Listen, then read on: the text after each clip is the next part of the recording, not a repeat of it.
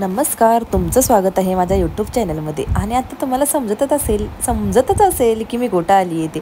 इतका आनंद झालेला आहे ना हा व्हिडिओ अपलोड करताना आणि एडिट करताना.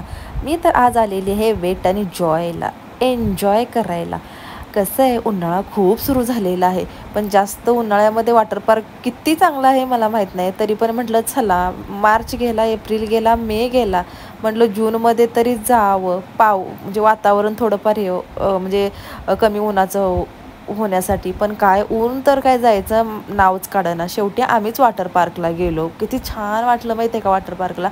आणि वेट एन्ड जॉयला आम्ही आलेलो आहे. पुण्यापासून फक्त 2 तासाच्या अंतरावर आहे. मुंबईपासून पण तेवढंच असेल, त्यामुळं हे जवळ पडतं. आणि मला यायचंच होतं वेट एन्ड जॉय. खूपच सगळ्यांच्या तोंडातून हे नाव ऐकत होते.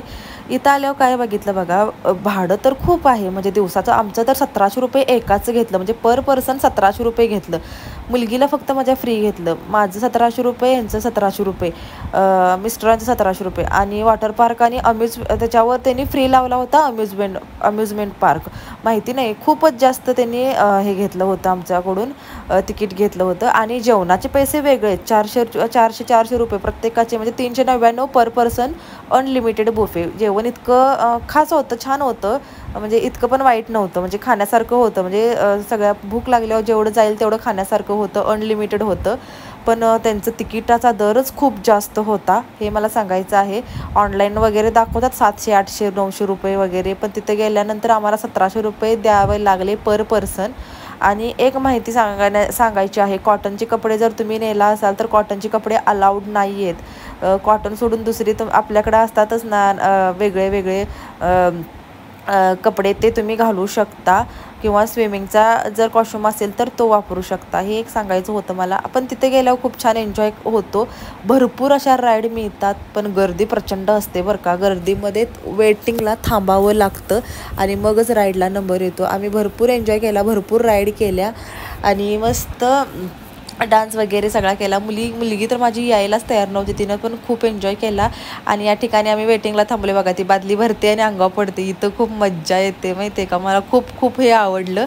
आणि हा वॉटर पार्क एन्जॉय करण्याचा माझा पहिलाच प्रयत्न, काय होता की मी पहिल्यांदाच गेले होते वॉटर पार्कमध्ये. याआधी कधीच गेले नव्हते, नेहमी बीचवरच जायचे. म्हटलं यावेळी पण डोक्यात आलेले बीचवर जायचं, पण म्हटलं चला बीचवर सारखं जातोच, एकदा वॉटर पार्कला जाऊया.